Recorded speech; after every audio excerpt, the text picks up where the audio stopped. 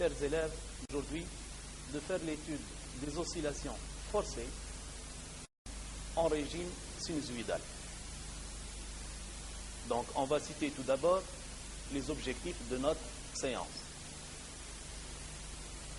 Ces objectifs sont forcer le résonateur de l'excitateur, visualiser simultanément à l'oscilloscope la tension excitatrice U de T et l'intensité du courant I de T, déterminer le déphasage entre la tension excitatrice U de T et l'intensité du courant I de T.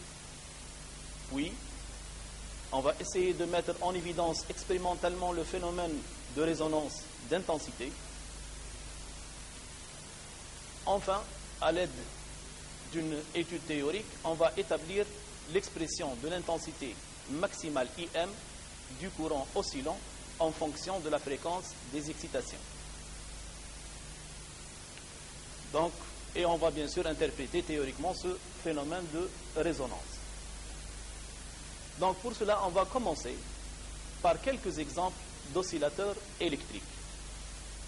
Le premier exemple, le circuit LC. C'est-à-dire, il est composé par un initialement chargé relié à une inductance pure. Donc ici, on remarque qu'on a une inductance pure. Donc, il n'y a pas de résisteur dans le circuit. Donc, nos oscillations, il n'y a pas de générateur qui va jouer le rôle d'excitateur. Donc, les oscillations sont dites libres. Dans ce cas, pour ce type d'oscillateur, les oscillations électriques sont dites libres. Alors que dans le deuxième exemple, on remarque la présence du résisteur. Donc, de même, il n'y a plus de générateur.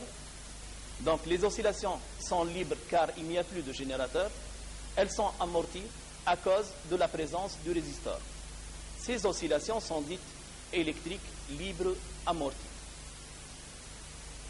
Le dernier cas, on remarque la présence d'un générateur basse fréquence GBF, la présence d'une résistance avec la bobine, c'est-à-dire la bobine a une résistance, et d'un résisteur.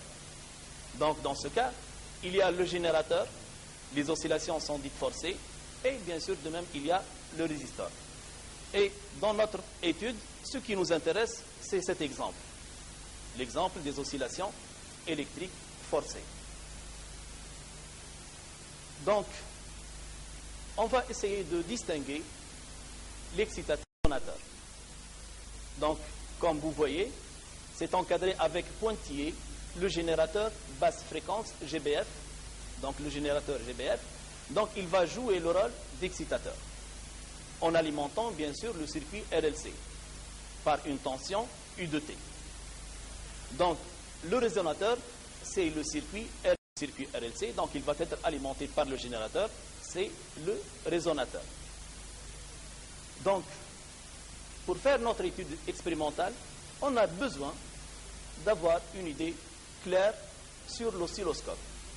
Donc, on a dans ce cas un oscilloscope bicourbe et on va préciser quelques boutons importants qui nous intéressent. Donc, on va commencer par le premier bouton de la sensibilité horizontale. La sensibilité horizontale, c'est le time par division, c'est-à-dire le temps par division. Lorsqu'on dit division sur l'axe des temps, c'est le carreau. Le carreau, c'est une division. Alors que la petite division représente 0,2 division. Donc cette petite division représente 0,2 division. Et sur la sensibilité horizontale sur l'oscilloscope, on remarque l'indication 1 milliseconde, 2 millisecondes, 0,5 millisecondes, et ainsi de suite. De même, on va passer aux entrées A et B, la voie A et la voie B. Donc chaque voie a une sensibilité verticale. Donc on remarque ici que pour chaque voie, il y a une sensibilité verticale. De même, il y a un bouton pour faire déplacer la sinusoïde dans ce cas. Donc, cette sensibilité verticale, c'est la sensibilité verticale de la voie A. Donc, lorsqu'on dit ici volt par division, la division, c'est-à-dire c'est celle-là, et non pas la division sur l'axe des temps, c'est la division sur l'axe des tensions. Donc, c'est cette division. Et, bien sûr, on lit ici le nombre de volts par division, c'est-à-dire 2 volts par division, 5 volts par division, 1 volt par division. Mais faites très attention, on doit lire ça, le nombre de divisions sur l'axe des tensions. Sur cet axe vertical. Ici, la petite division, comme dans le premier cas, est égale à 0,2 division. De même pour la voie B. Donc, entre ces deux voies, on remarque l'existence de la masse. Et on va voir, bien sûr, tout à l'heure, le branchement du système. Ici, il y a un bouton pour le déplacement horizontal. Donc, voilà pour l'oscilloscope. Donc, on va passer pour visualiser maintenant les tensions sur les deux voies de l'oscilloscope. Donc, on va essayer de visualiser la tension aux bornes du résisteur et la tension aux bornes du générateur BF. C'est-à-dire, on veut voir l'oscillogramme de la tension UR et l'oscillogramme de la tension U de T. Pour atteindre, bien sûr, cet objectif, on doit placer la masse entre le générateur BF et l'élément dont on veut visualiser sa tension. Dans notre cas, on va visualiser la tension aux bornes du résisteur. Donc, on place la masse entre le générateur BF et le résisteur. Maintenant, pour visualiser la tension UR. Donc, voilà. Je vais relier la masse que j'ai prise entre le générateur BF et le résisteur à la masse de l'oscillo. Puis, je relie, bien sûr, ce point, c'est-à-dire le point qui sépare le résisteur à la bobine, parce que, en partant de ce point vers la masse, on remarque que le résisteur nous rencontre. C'est-à-dire on est en train de visualiser la tension aux bornes du résisteur. Donc, entre ce point et la masse, on a le résisteur. La tension visualisée sur l'écran de l'oscilloscope, c'est la tension aux bornes du résisteur. Pour avoir maintenant la tension aux bornes du générateur BF, donc vous remarquez qu'en passant de ce point vers la masse, nous rencontre le générateur BF. Donc le générateur BF, et de l'autre côté, si vous voulez, c'est tout le circuit. C'est la tension aux bornes de tout le circuit ou la tension aux bornes du générateur BF. Donc voilà comment on visualise les tensions UR et U de T. Si dans un cas, on nous demande de représenter le branchement de la tension aux bornes du condensateur et du générateur BF, donc de même, il faut placer la masse entre le condensateur et le générateur BF. Donc, on a ici visualisé la tension U de T et UR de T. Mais lorsqu'on a parlé de l'objectif, on a dit qu'on veut visualiser la tension, c'est-à-dire les variations de U de T et de I de T.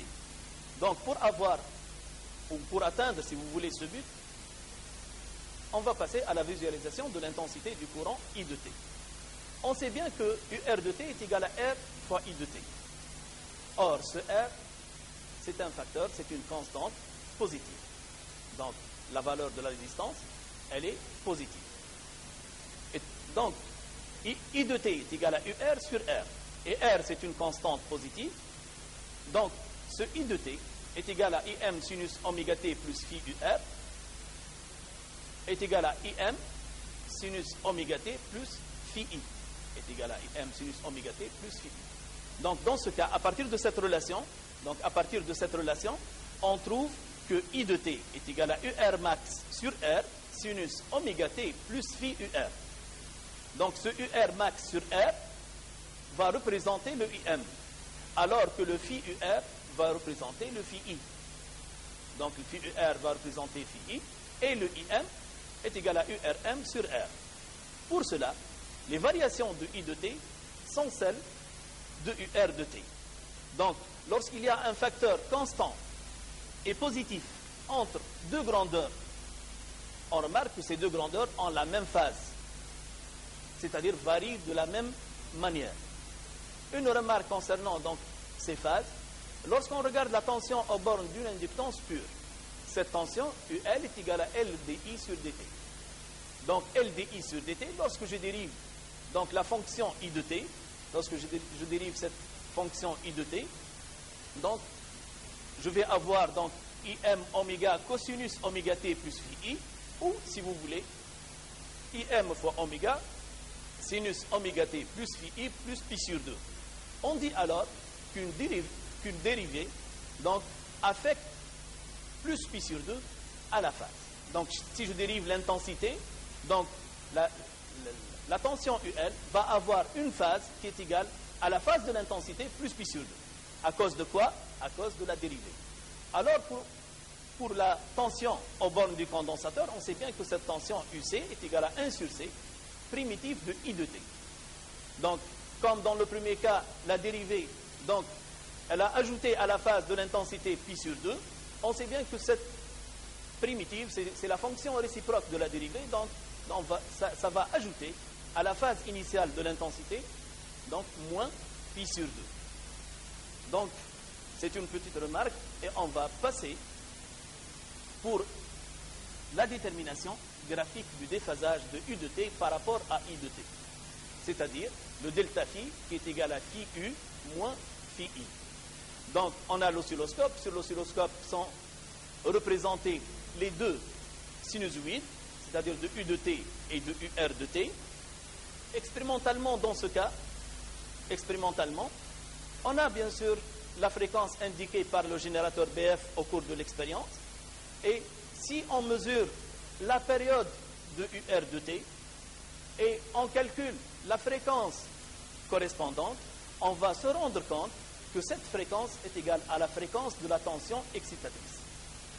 Donc, je répète, au cours de cette expérience, donc on doit déterminer donc, graphiquement la période donc, des oscillations de UR. Donc, la période de UR, cette période donc, T correspond à 4 divisions.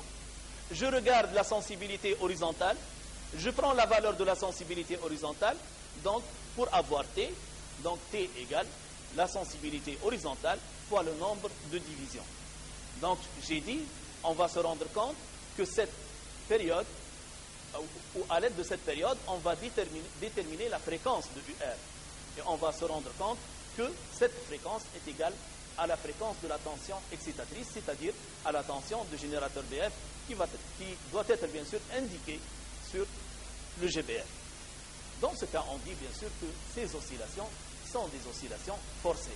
Ça veut dire que le courant électrique dans le circuit oscille, mais non pas avec la fréquence propre du circuit RLC, non pas avec la fréquence propre du circuit RLC, mais avec la fréquence imposée par le générateur.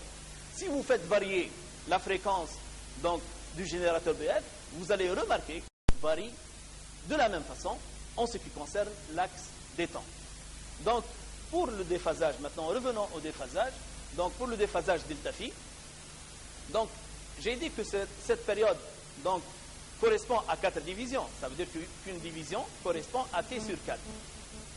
Et si on regarde le delta T, j'ai pris un exemple ici. Si on regarde le delta T, je vais me rendre compte que delta T correspond à la moitié de la division, une demi-division. Or, la division, c'est T sur 4. Ça veut dire que le delta T, un demi fois T sur 4. Donc, étant donné que delta T correspond à une demi-division, mais la division, c'est quoi? C'est T sur 4. Donc, delta T, c'est un demi fois T sur 4, est égal à T sur 8. Donc, ce T sur 8 et ce delta T s'appelle le décalage horaire. Et on sait bien que ce décalage horaire est toujours dû à un déphasage angulaire. C'est-à-dire, le déphasage angulaire impose sur l'écran de l'oscillo un décalage horaire entre les deux sinusoïdes. Donc, ce delta phi est égal en valeur absolue à oméga fois delta t, c'est-à-dire oméga, c'est-à-dire 2 pi sur t, celle-là c'est oméga, fois le décalage horaire delta t, t sur 8 est égal à pi sur 4. Mais dans ce cas, il m'a demandé le delta phi et non pas la valeur absolue de delta phi. Donc, on veut déterminer la valeur de delta phi et non pas la valeur absolue de delta phi. Donc, je dois regarder, donc à cet instant, je dois regarder les deux courbes. En regardant les sinusoïdes de U de t et de UR de t, et en se déplaçant sur l'axe des temps, on remarque que U de t atteint sa valeur maximale, la première. Donc, lorsque je considère deux maximums voisins, je remarque que U de t atteint sa valeur maximale en se déplaçant, la première, en se déplaçant sur l'axe des temps. Donc, pour cela, on dit que U de t est en avance de phase par rapport à UR de t. Donc, elle est en avance de phase parce qu'elle atteint sa valeur maximale, la première. Donc, ou si vous voulez, la valeur minimale, donc c'est la même chose. U de t est en avance de phase par rapport à I de t. Ça veut dire que phi U supérieur à phi I. Voilà ce que veut dire en avance. En avance veut dire que phi U supérieur à phi I. D'où phi U moins phi. Étant donné que ce delta phi est supérieur à 0, donc le delta phi s'écrit pi sur 4 et non pas moins pi sur 4. Donc pour cette raison, il s'écrit pi sur 4. Donc voilà comment on détermine à l'aide de deux graphes ou à l'aide de l'expérience le déphasage entre la tension U de t et UR de t. Et on sait bien que phi UR n'est autre que phi I. Pour cela, on dit qu'on détermine donc le déphasage entre U de t et I de t.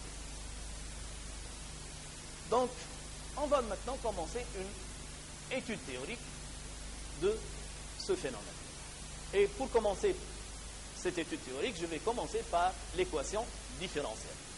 Donc, le circuit est schématisé devant nous.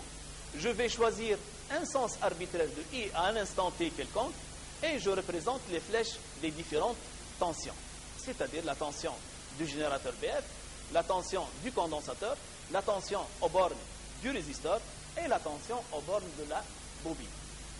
Donc, d'après la loi d'Émaille, on dit que UB de t plus UR de t plus UC de t est égal à U de t. UB de t, on remarque qu'on a donné la même couleur donc à UB de t et à l'expression de UB de t.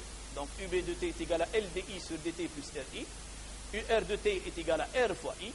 Et UC de t est égal à 1 sur C, primitive de I de t. Donc dans ce cas, donc, la somme de ces tensions est égale bien sûr à la tension qui alimente le circuit. Donc ce circuit est alimenté par le générateur BF. Donc la somme des tensions va être égale à la tension du générateur BF. Donc l'expression finale maintenant de l'équation différentielle LDI sur dt plus petit r plus grand R fois I plus 1 sur C, I de t, I dt est égal à U de t. Donc on va essayer de voir ensemble la solution de l'équation différentielle. Donc on a vu que cette équation différentielle est en fonction de I. Donc c'est une équation en fonction de I. Donc je vous rappelle ce que veut dire équation différentielle. Équation différentielle, c'est une équation qui lie une fonction, par exemple I de t, avec ses dérivés ou sa primitive, sa dérivée ou sa primitive. Donc toute équation qui lie donc une fonction avec sa dérivée et sa primitive s'appelle équation différentielle.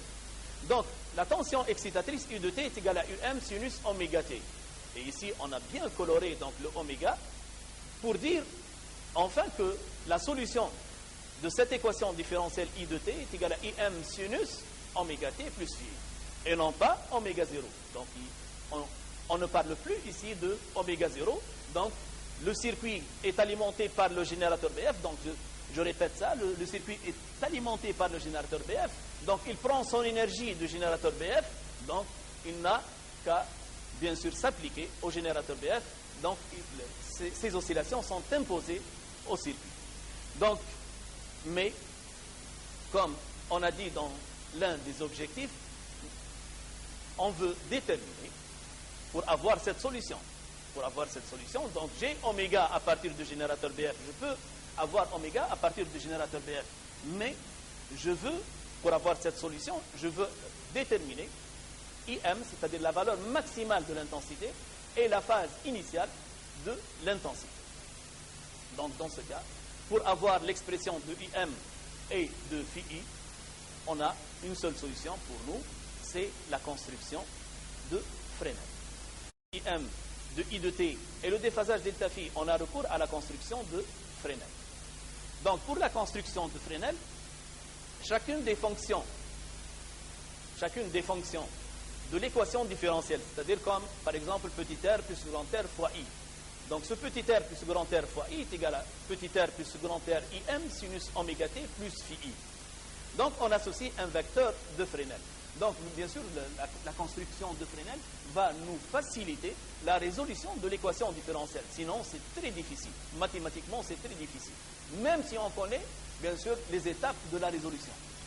Donc dans ce cas, au lieu donc d'avoir des équations mathématiques, on va avoir des vecteurs. Au lieu de faire la somme de plusieurs fonctions sinusoïdales qui n'ont pas la même amplitude, on va avoir la somme des vecteurs que tout le monde, bien sûr, connaît. Donc, ce vecteur de Fresnel a deux composantes. Donc, il a un module qui est égal à l'amplitude de la fonction correspondante. C'est-à-dire le module de V1, c'est grand R plus petit r fois IM. C'est l'amplitude.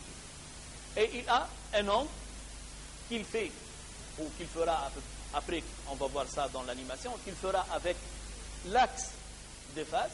Donc cet angle, c'est phi I. Mais phi I, comme vous voyez, ça représente la phase initiale de l'intensité.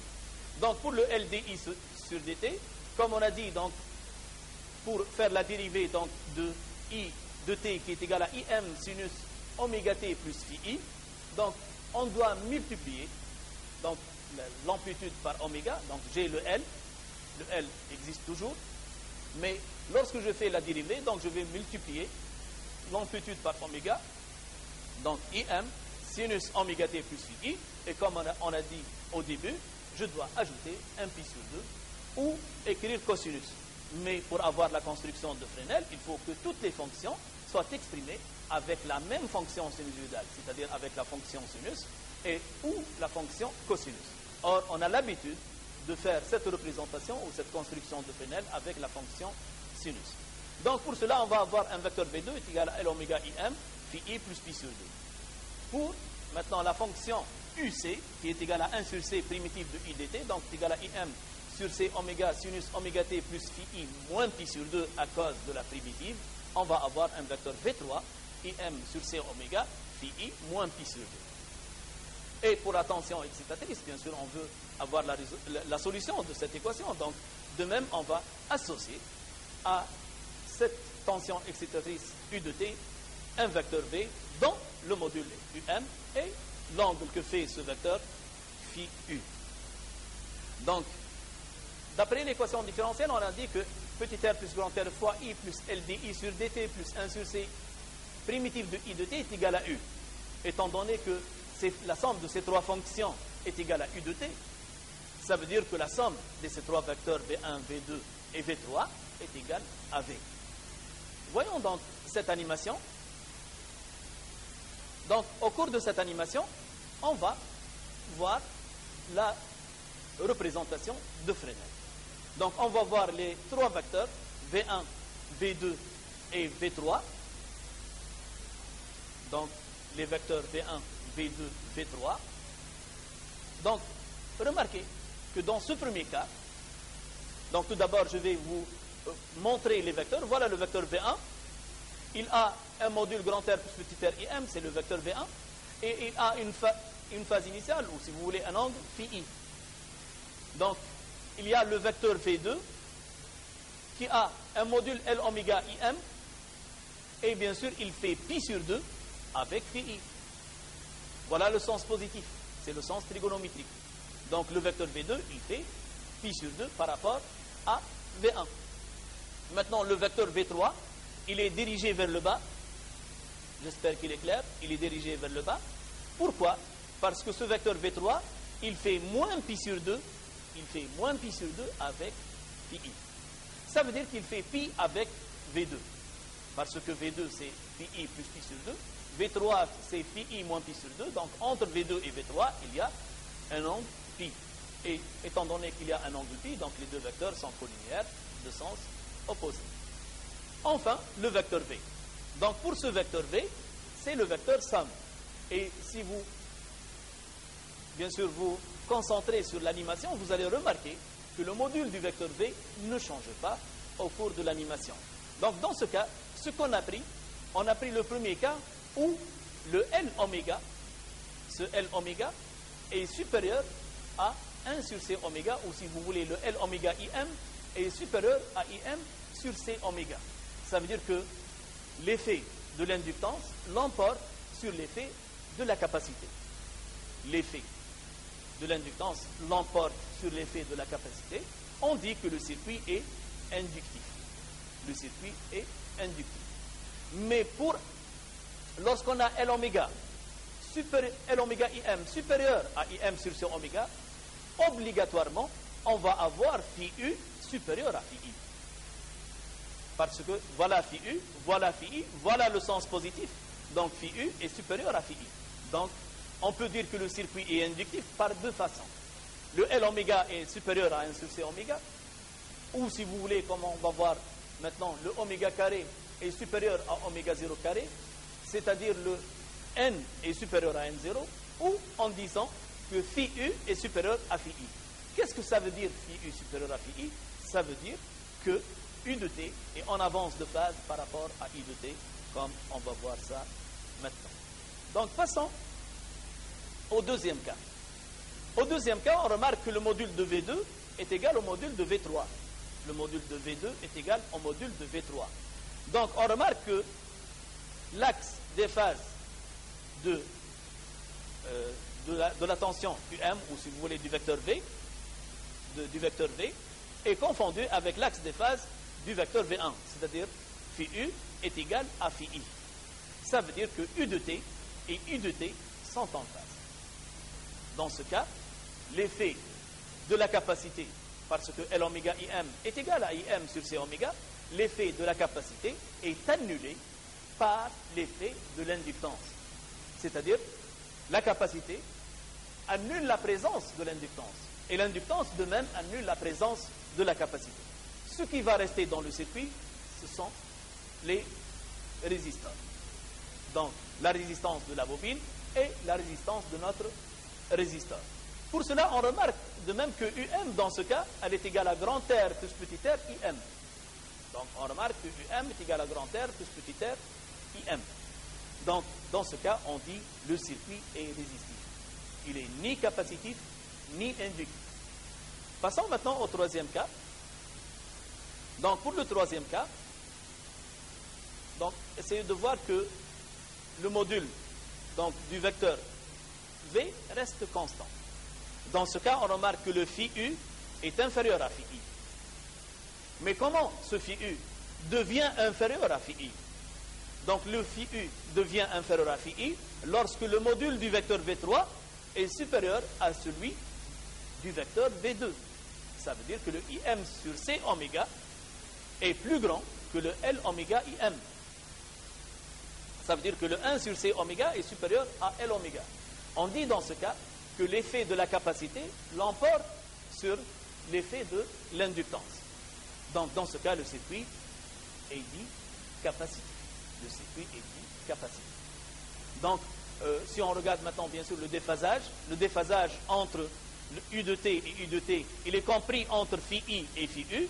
Dans ce cas, le déphasage est négatif, parce que le phi U, comme vous voyez, est inférieur à phi I, il est négatif, tandis que dans le premier cas, où le circuit est inductif, donc notre déphasage était donc delta phi supérieur à 0, delta phi, c'est-à-dire phi U moins phi I. Voilà donc, en ce qui concerne cette animation de la construction de Fresnel. Revenons maintenant à notre présentation. Donc, on va voir maintenant, on a vu ça donc, au cours de l'animation, mais on va donner une petite conclusion concernant la relation entre le déphasage entre la tension et l'intensité et la nature du circuit. Donc, on vient de voir maintenant que U de T est en retard de phase par rapport à I de T. Le phi U inférieur à phi I, delta phi négatif, le circuit est capacitif. U de T est en phase Donc phi U en phase bien sûr avec I de T, phi U est égal à phi I. Donc le déphasage est nul, le circuit est résistif. Enfin, U de T est en avance de phase par rapport à I de T, phi U est supérieur à phi I. Donc delta phi est égal à phi U moins phi I, supérieur à 0, le circuit est inductif. Donc passons pour terminer notre étude. Maintenant, en ce qui concerne maintenant l'amplitude IM et le déphasage delta phi. On a dit que cette construction de Fresnel est utilisée pour faciliter la résolution de l'équation différentielle. La résolution de l'équation différentielle, c'est-à-dire I de T est égal à IM sinus oméga T plus phi I. J'ai le oméga, donc je veux déterminer IM et phi I. Je veux déterminer IM et phi I, ou si vous voulez, bien sûr, delta phi. Donc, bien sûr, on va utiliser notre construction de Fresnel. Donc, voilà la construction de Fresnel. J'ai pris un exemple dans l'exemple où le circuit est inductif. Et j'ai placé 3 points sur ce triangle, les 3 points O, A et B. On remarque que ce triangle est rectangle. Pythagore dit que OA au carré est égal à OB au carré plus AB au carré. Lorsqu'on regarde OA au carré, lorsqu'on regarde OA, OA c'est UM. La valeur de OA est égale à UM. Tandis que OB, la valeur de OB, c'est grand R plus petit r, IM. Donc, pour cela, OA au carré est remplacé par UM au carré, alors que OB au carré est remplacé par grand R plus petit r au carré, IM au carré. Maintenant, en ce qui concerne la partie AB. La partie AB, c'est la différence entre le module de V2 et le module de V3. Cette quantité, c'est la partie AB. C'est l'autre côté du triangle. Donc, c'est la différence entre module de V2 et module de V3. Ça veut dire que cette quantité, elle est égale à L oméga IM moins IM sur C oméga. Mais ici, on a AB au carré. Ça veut dire que AB au carré, c'est L oméga moins 1 sur C oméga au carré, IM au carré. L oméga moins 1 sur C oméga au carré, IM au carré. Donc, on peut mettre IM au carré en facteur. Donc, on va avoir grand R plus petit r au carré plus L oméga moins 1 sur C oméga au carré, le tout facteur de IM au carré, et on détermine ainsi IM au carré. Donc, je vais vous donner maintenant, dans la diapositive suivante, l'expression de IM. En ce qui concerne maintenant le déphasage delta phi, et je dis bien dans ce cas, et dès le début de notre étude, le delta phi pour nous, c'est le phi U moins phi I. Donc, la tangente delta phi, elle est égale à AB sur OB. Et tant que vous prenez delta phi est égal à phi U moins phi I, cette tangente delta phi garde la même expression. Cette tangente delta phi garde la même expression, c'est-à-dire L oméga moins 1 sur C oméga IM divisé par grand R plus petit r IM. Bien sûr, je dis bien à condition que vous choisissez delta phi est égal à phi U moins phi I. Et pour notre étude, pour notre nouveau programme, le delta phi va être toujours phi U moins phi I. Passons, si vous voulez, à l'expression de IM et de la tangente de delta phi, c'est-à-dire les expressions finales.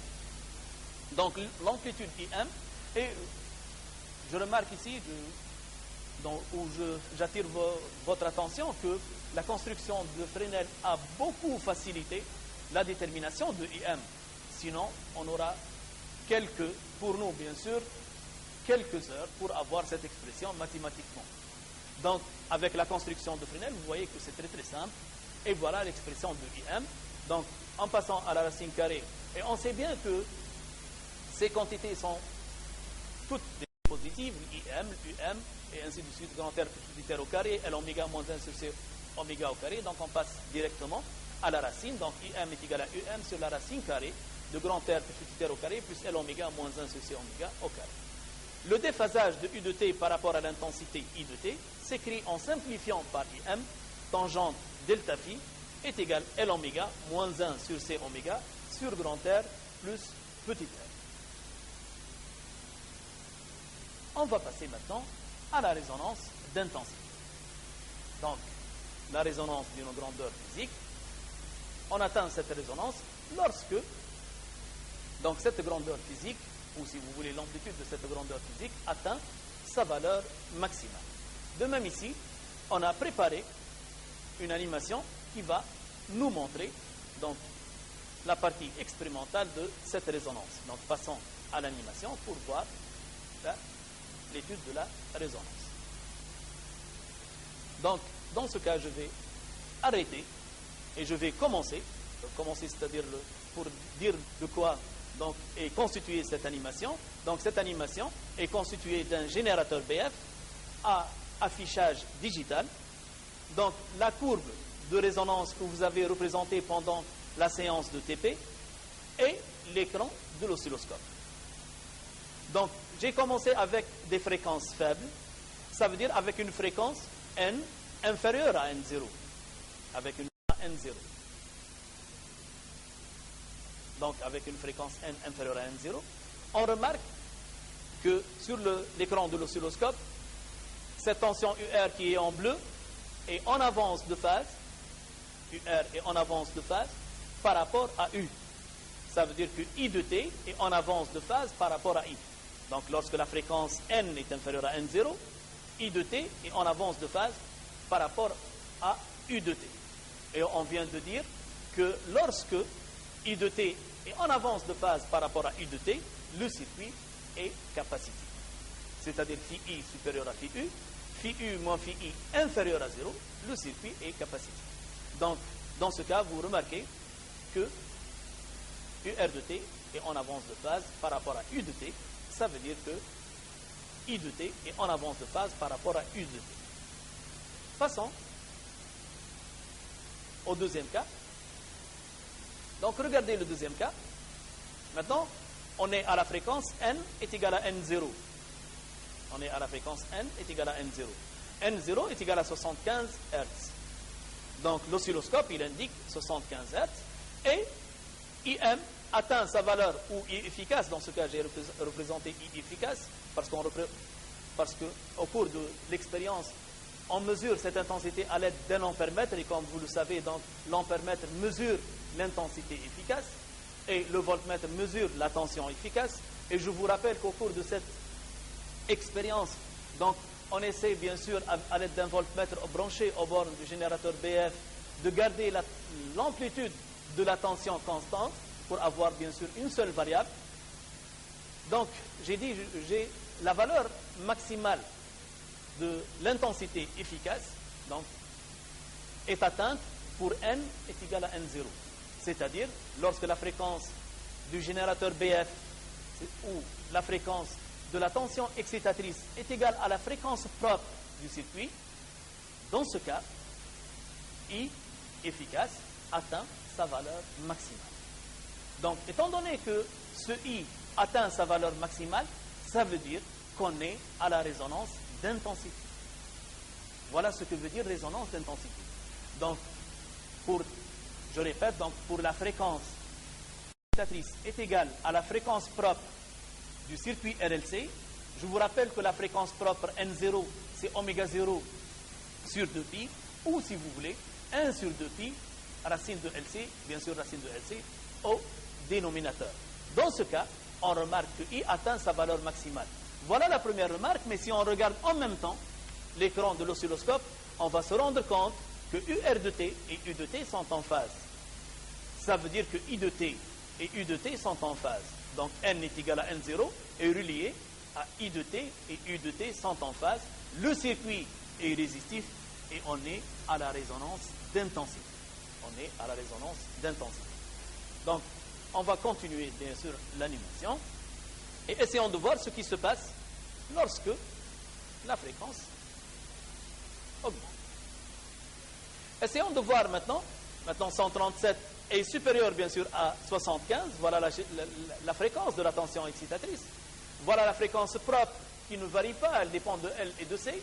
Cette fréquence propre ne varie que si on change, si vous voulez, le condensateur ou l'inductance. Mais pour nous, bien sûr, au cours de cette expérience, on garde la même capacité, la même bobine, donc N0 ne change pas au cours de cette étude.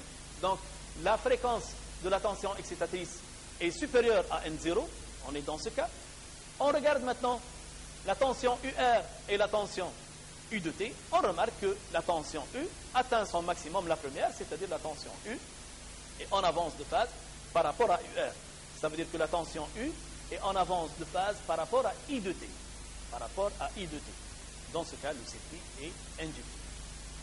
Mais si vous faites très attention, je dis bien que notre résonance d'intensité dans un circuit RLC est atteinte pour une fréquence du générateur BF, une fréquence du générateur BF, c'est-à-dire de la tension excitatrice, est égale à la fréquence propre. Donc N est égal à N0 d'après le générateur BF. I est maximal d'après notre représentation graphique sur le papier millimétré. Et UR de T et U de T sont en phase d'après l'écran de l'oscilloscope. Donc voilà l'animation concernant cette étude expérimentale. Donc, à la résonance d'intensité, on sait bien, donc, avant de parler de la résonance d'intensité, on sait bien que IM est égal à UM sur Z. Donc, IM est égal à UM sur Z. Or, UM est constant. Donc, dans ce cas, Z, qui est égal à la racine carrée de grand R plus petit r au carré plus L oméga moins 1 sur C oméga au carré est minimal. Bien sûr, parce que IM est maximal. UM est constante. Donc Z va être minimal. Z va être minimal. Au cours de notre étude, et comme vous avez vu, on a essayé de maintenir tous les paramètres constants, à l'exception de la fréquence N, c'est-à-dire de la pulsation. Donc on a fait varier la fréquence N. Donc on a fait varier oméga. Donc notre étude est faite en fonction de oméga. Or, grand R plus petit r, grand R plus petit r est indépendant de oméga. Donc, ça veut dire que L oméga moins 1 sur C oméga au carré est minimal. L oméga moins 1 sur C oméga au carré est minimal. Et L oméga moins 1 sur C oméga au carré, c'est une quantité positive. Mathématiquement, on sait que toute quantité positive, sa valeur minimale est nulle. Donc, L oméga moins 1 sur C oméga est égal à 0. Donc, L oméga est égal à 1 sur C oméga. Oméga carré est égal à 1 sur LC. Donc, oméga est égal à oméga 0. Bien sûr, ici, on passe de oméga au carré est égal à 1 sur LC. Mais 1 sur LC n'est autre que oméga 0 carré. Donc, on a oméga carré est égal à oméga 0 carré. Et bien sûr, on va utiliser, si vous voulez, la racine. On peut écrire directement que oméga est égal à oméga 0 parce qu'on sait bien que oméga, la pulsation, ne peut pas être négative. Donc, à la résonance d'intensité, on arrive à N est égal à N0. Et voilà la conception de fenêtre correspondante à la résonance d'intensité. Et U de T, et on avance de phase par rapport à I de T. Donc, voilà la résonance d'intensité. IM maximal, Z minimal. Si vous allez remplacer L oméga moins 1 sur C oméga par 0, vous allez retrouver que Z est égal à grand R plus petit r. Donc, elle est minimale, elle est égale à grand R plus petit r. Donc, de même, à la résonance d'intensité, N est égal à N0. De même, à la résonance d'intensité, U de T est en phase avec I de T. Et une dernière remarque. On sait bien que UC de T, d'après son expression, donc on a dit que UC de T est égal à 1 sur C primitive de I de T. Et on a dit que phi UC est égal à phi I moins pi sur 2. Ça veut dire que UC de T est en quadrature retard par rapport à I de T. Donc, cette quadrature retard de UC par rapport à I, toujours, quelle que soit la nature du circuit. Donc, elle est obtenue à partir de l'expression. Elle est toujours UC en quadrature retard par rapport à I. Or, à la résonance d'intensité,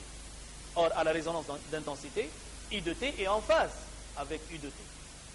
D'où, on peut dire qu'à la résonance d'intensité, UC, qui est en quadrature retard par rapport à I de T, va être de même en quadrature retard par rapport à U de T. Voilà en ce qui concerne la résonance d'intensité. On va voir maintenant, si vous voulez, l'influence de l'amortissement sur la résonance d'intensité. Lorsqu'on parle de résonance dans les oscillations ou lors de l'étude des oscillations électriques, donc ces amortissements sont dus, bien sûr, à la présence du résisteur. Donc, l'amortissement est dû à la présence du résisteur. Comme en mécanique, donc, l'amortissement est dû à la présence de la force de frottement. Donc, dans ce cas, on a représenté deux graphes de la résonance, de la courbe de résonance d'intensité, si vous voulez, de la courbe de IM en fonction de N, pour deux valeurs différentes de R. Pour R est égal à R1 et pour R est égal à R2 supérieur à R1. La remarque, ou les remarques qu'on peut dégager à partir de ce graphe, c'est que la valeur maximale de IM change et elle diminue. Donc dans ce cas, Imax elle est égale à Umax sur grand R plus petit r. Lorsque vous allez augmenter grand R, donc le Imax va diminuer. Sa valeur va diminuer.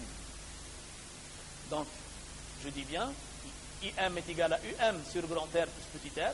On va augmenter grand R, donc le IM va diminuer. Donc notre courbe devient plus aplatie. Mais remarquez bien que la valeur maximale dans chaque cas atteinte par IM correspond à N est égal à N0. Parce que, comme vous le savez, N est égal à N0 est égal à 1 sur 2pi à racine de LC. Donc, dans l'expression de N0, il n'y a plus de R. R ne figure pas dans l'expression de N0. N0, c'est égal à 1 sur 2pi à racine de LC. Donc, lorsque vous allez faire varier R, donc vous allez bien sûr faire varier R sans modifier N0. Or, la résonance d'intensité est liée à N est égal à N0. Donc, N0 est indépendant de R. Lorsqu'on fait varier R, donc la fréquence à la résonance ne varie pas. Ça veut dire qu'on reste à la résonance. Donc, j'explique bien. Lorsqu'on est à la résonance d'intensité et on fait varier la valeur de la résistance du résisteur, on reste toujours à la résonance d'intensité. Ça veut dire que les courbes de U de T et UR de T restent en phase. Mais ce qui change, c'est l'amplitude de IM, ou la valeur maximale de l'amplitude de IM. La valeur maximale de l'amplitude IM. Voilà donc, notre étude est terminée. Merci pour votre attention. Je vous souhaite une bonne chance et au revoir.